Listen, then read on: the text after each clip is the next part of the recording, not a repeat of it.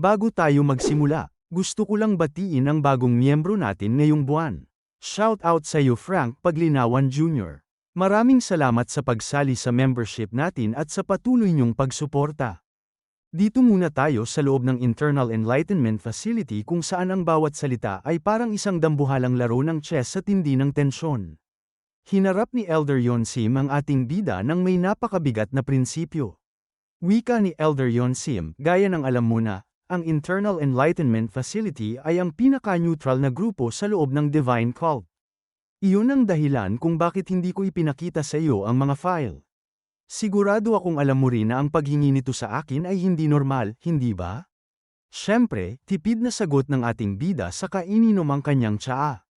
Bumanat muli ang elder ng may dambuhalang presensya, alam ko na habang kung minsan ay umaasta ka ng labis na ganito, mabuti ka talaga sa mga nakapaligid sa iyo. Sa kabila niyan, hindi ko magagawa sa iyo ang pabor na ito. Isang matalas na realisasyon ang bumalot sa isipan ng ating Lodi habang nanlilisik ang kanyang mga mata. Sabi ni Sorayang sa kanyang isip, hindi madaling i-pressure ang isang taong may prinsipyo. Kaya si Yonsim, hindi siya madaling kalaban. Ngunit sa mismong sandaling yun, biglang may kumatok sa pintuan. Tanong ni Juhua, pwede ba akong pumasok? Maikling sagot ni Elder Yonsim, oo. Pumasok si Juhua at nagbigay ng isang formal na pagbati. Wika ni Juhua, ang divine teachings ay hindi mapag-aalinlanganan. Lahat ng mga demonyo ay nagpapatira pa sa iyong harapan. Ako, si Juhua, ang General Manager ng Internal Enlightenment Facility, ay bumabati sa Third Young Lord. Nagtaka ang ating bida at nagtanong, anong ibig sabihin ng pagpunta ng General Manager Ju rito ngayon? Dito na isiniwalat ni Elder Yonsim ang kanyang dambuhalang plano na bumasag sa lahat ng inaasahan. Wika ng Elder, kung ano ang iniisip mo, iyon ang ibig sabihin. Siya ang magiging pinuno ng Internal Enlightenment Facility sa hinaharap.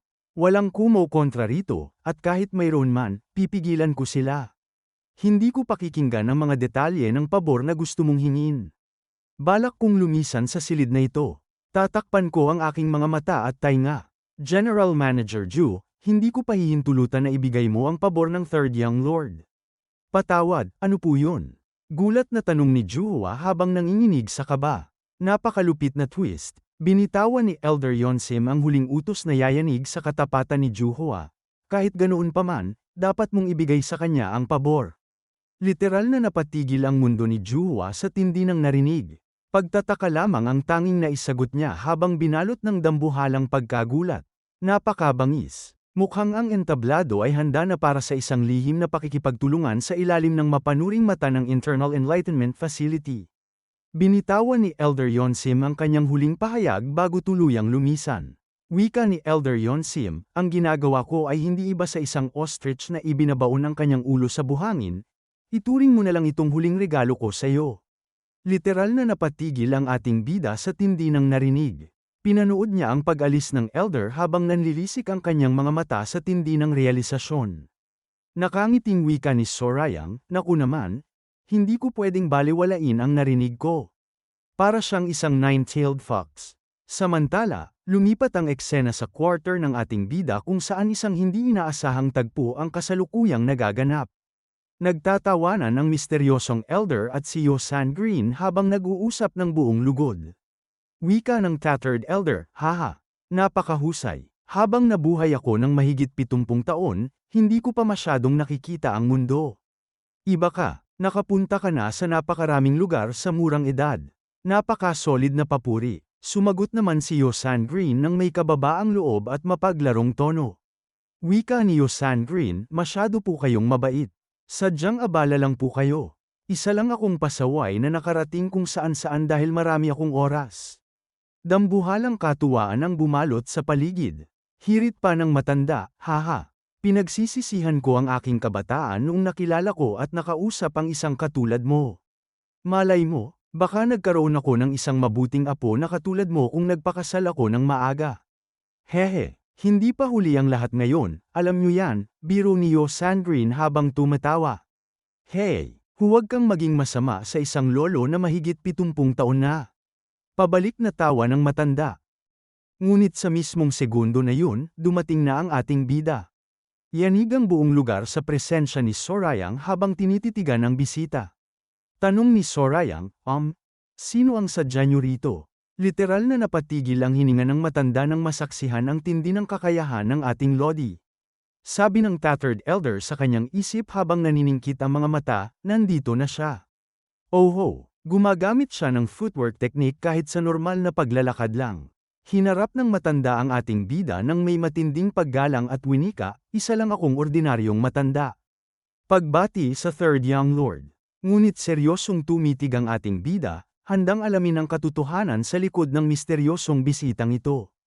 Tanong ng ating bida, sino ka? Napakabangis. Mukhang ang pagdating ng matandang ito ay magbubukas ng isang panibagong kabanata na puno ng misteryo at sining ng pakikipaglaban sa loob ng quarter ng ating bida. Hinarap ng matanda ang ating Lodi nang may napakakalmadong tono. Wika ng tattered elder, isa lang akong matanda na gustong maglaro ng janggi sa mga tahimik na lugar. Nakalimutan ko na ang aking pangalan. Tinatawag ako ng mga demonic martial artist ng culto na withered and tattered, kaya maaari mo rin akong tawagin ng ganoon. Literal na nanlaki ang mga mata ng ating bida sa tindi ng gulat sa revelasyong ito. Bulong ni Sorayang, withered and tattered demonic elder. Bumanat ang matanda nang may bahid ng pagkakahiya, medyo nakakahiya yung part na demonic elder. Pero yan ang tawag sa akin ng iba. Sabi ng ating bida sa kanyang isip habang naniningkit ang mga mata sa tindi ng realisasyon, kaya ang taong ito pala ang withered and tattered demonic elder. Hinarap ng ating bida ang matanda nang may matinding respeto at winika, ako si Sorayang. Isang karangalan na makaharap ang tanyag na withered and tattered demonic elder. Napakalupit na pagpapakumbaba mula sa isang alamat. Tugon ng tattered elder, masyado kang mapagbigay. Pinapahalagahan ko ang iyong respeto sa akin, pero hindi naman ako ganoon kadakila para sa ganyang pagbati. Ngunit nanatiling matatag ang ating Lodi sa kanyang pagkilala. Nagtanong ang ating bida, hindi ba't isa kayo sa mga martir na naging bahagi ng kasaysayan ng divine cult? Mas nakakahiya para sa akin kung sasabihin niyo yan. Patawarin niyo sana ako kung hindi ako makayukod ng mas mababa dahil sa aking posisyon sa kulto. Yanig ang puso ng matanda sa tindi ng ugali ng ating bida. Sabi ng tattered elder sa kanyang isip habang inoobserbahan si Sorayang, ipinapakilala niya ang kanyang sarili bilang Sorayang at hindi bilang Third Young Lord. Hindi siya mayabang na tao. Humingi ng paumanhin ang matanda ng may dambuhalang kumpiyansa, hihingi ako ng paumanhin. Dapat ay nag-abiso muna ako bago bumisita, pero basta na lang ako napunta rito nang walang abiso. Bumanat ang ating bida nang may mapaglarong ngiti, ayos lang po yan. Palagi kong tinatanggap ang sinuman sa mga demonic elder. Mahilig ba kayong uminom? Tumpak ka riyan. Gustong gusto ko ang uminom. Masayang sagot ng matanda. Mukhang ang inumang ito ay magiging simula ng isang malalim na ugnayan sa pagitan ng ating bida at ng alamat ng nakaraan. Lumipat ang eksena sa isang masukal na kagubatan sa loob ng demon cult kung saan ang bawat paghampas ng hangin ay puno ng nagbabadyang lakas. Kasalukuyang nag-eensayo si Yu Hungrion ng kanyang martial arts at sa isang dambuhalang pagpapakitang gilas, nagpakawala siya ng sunod-sunod na aura sword slashes na literal na nagpadurog sa isang malaking bato. Biglang lumitaw ang isang misteryosong figura mula sa kawalan at binitawan ang isang maikling salita, kahanga-hanga. Napakalupit na presensya. Gulat na napalingon ang dalaga. Wika ni Yu Hungrion, Mister, tugon ng Iron Sword Elder nang may tipid na reaksyon. Isang interesanteng paraan para tawagin ako. Seryosong nagtanong si Yu Hungrion habang sinusuri ang kausap, kailan mo pa nalaman? Nalaman ang alin? Balik na tanong ng Elder habang nananatiling misteryoso ang kanyang aura. Na nag-eensayo ako rito. Ngayon lang, maikling sagot ng Iron Sword Elder nang may dambuhalang kumpiyansa. Hinarap ng dalaga ang matanda at nag-usisa, anong nagdala sa iyo rito? May kailangan ka ba sa akin? Oo, seryosong sagot ng Elder habang tinititigan ang dalaga. Bahagyang kinabahan si Yu Hungrion at bumanat, wala naman akong ginawang dapat pag-alitan, hindi ako naparito para sermonan ka. Paglilinaw ng Iron Sword Elder nang may napakakalmadong tono. Kung ganoon, para saan? Tanong ni Hungrion habang nanlilisik ang kanyang mga mata sa kuryosidad. Dito na binitawan ng Iron Sword Elder ang isang napakalupit na obserbasyon. Wika niya, wala akong karapatan na pangaralan ka kung paano mo dapat itakbo ang iyong buhay. pero nakita ko na inilalagay mo pa rin ang iyong buhay sa panganib. Literal na napatigil ang mundo ni Yu Hongrion sa narinig. Nanatili siyang tahimik sa gitna ng tensyon. Ipinagpatuloy ng elder ang kanyang kwento habang inaalala ang nakaraan. Naaalala mo ba ang ating unang pagkikita? Mahigit 10 taon na ang nakakalipas noong ikaw ay nag-eensayo pa lamang. Pinuna ko ang mga pagkakamali sa iyong martial arts noon. At ang iyong naging reaksyon, napakabangis. Isang dambuhalang flashback ang biglang lumitaw mula sa kabataan ni Yu Hongrion. Sa gitna ng kanyang ensayo bilang isang bata, sinigawan ni Hongrion ang elder ng may matinding tapang, dapat punusan mo na lang yang espada mo kung may oras ka pang pangaralan ng martial arts ng ibang tao. Yanig ang buong paligid sa tindi ng hirit ng bata. Literal na napatahimik ang Iron Sword Elder noon sa tindi ng nasabing salita. Balik sa kasalukuyan, bakas ang tindi ng kahihiyan sa mukha ni Yu Hongrion habang na-realize ang kanyang nagawa. Wika niya, sinabi ko ba talaga yun? Mukhang ang alaala ng nakaraan ay muling bumalik para yanigan ang kasalukuyan ng ating squad leader sa gitna ng kagubatan. Hinarap ng Iron Sword Elder si Yu Hongrion ng may napakaseryosong mukha at winika, hindi lang yun. Gumawa ka ng lahat ng uri ng gulo dahil sa kawalan ng katarungan sa training squad at sa lahat ng mga insidenteng nangyari doon.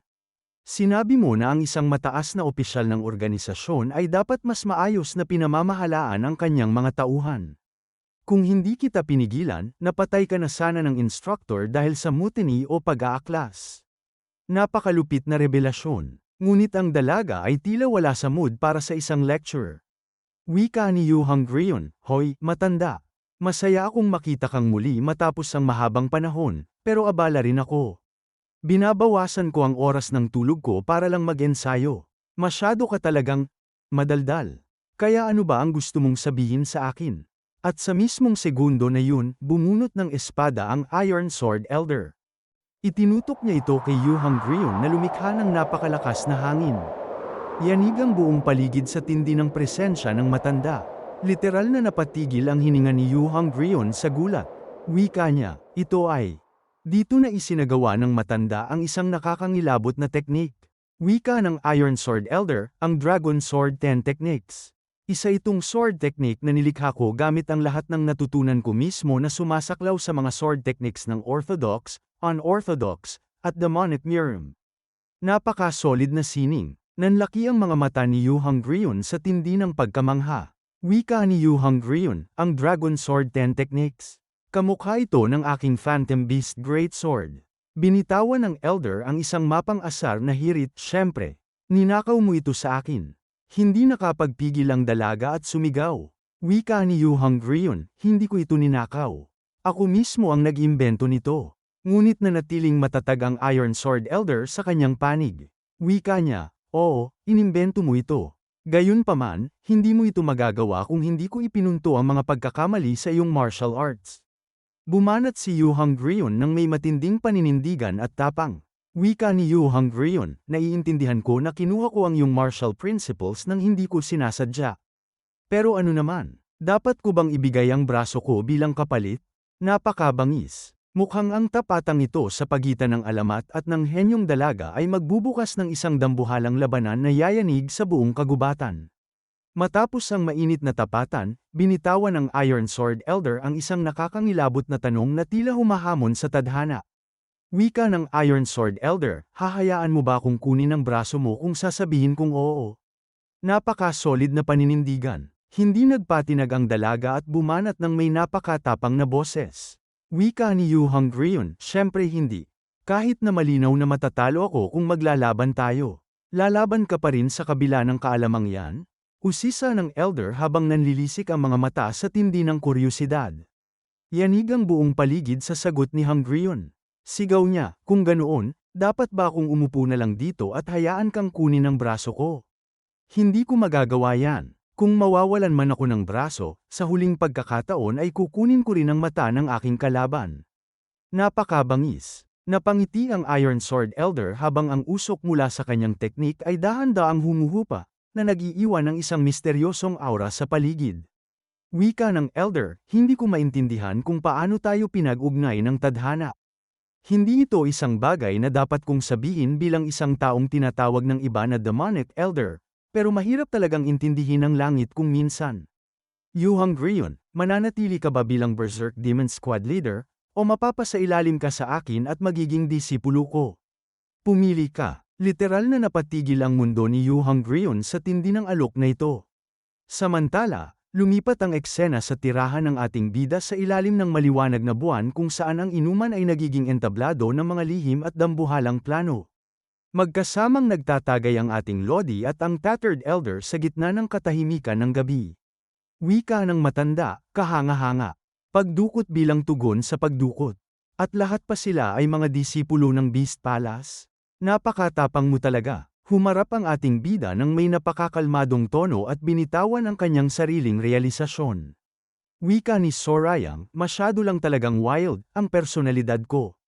Iniisip ko pa rin kung ano ba ang nasa isip ko noon. Kung ginamit nila ang parehong taktika na ginawa ko, sigurado akong ang mga tao ko ang mapapahamak. Napakalupit na pagsusuri. Hirit muli ng Tattered Elder, yan ang dahilan kung bakit ka kahanga-hanga.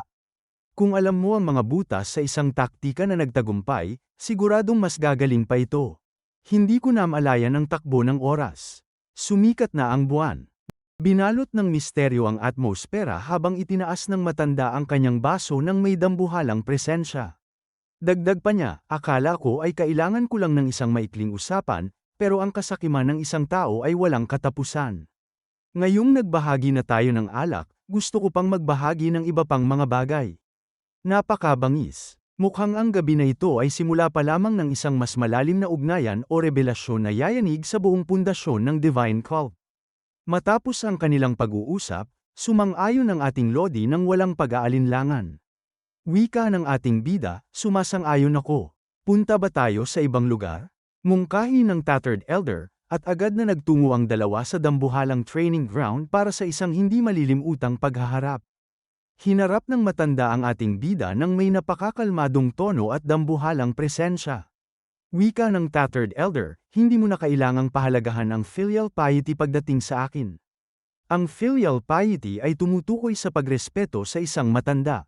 Napaka-solid na hawak sa espada. Bumanat ang ating bida ng may mapaglarong hirit habang inihahanda ang kanyang sining. Tanong ni Sorayang, filial piety? Isang uri ba yan ng pai?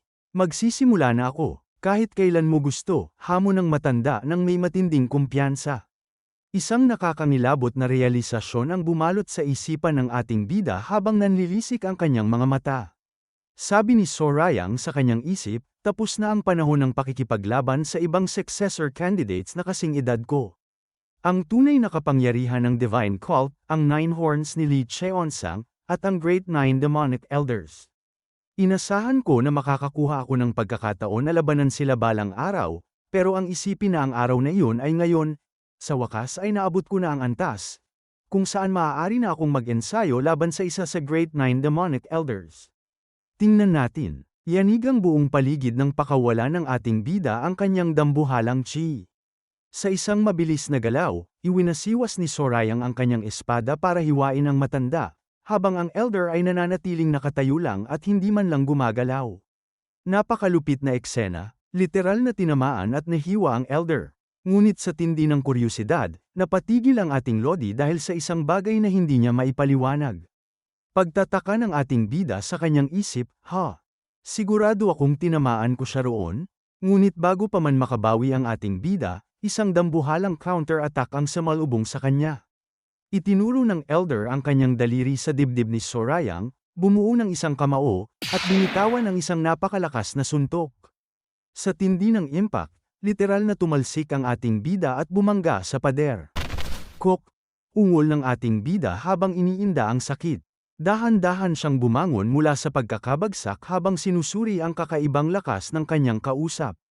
Sabi ng ating bida sa kanyang isip, napaka-interesanteng matanda.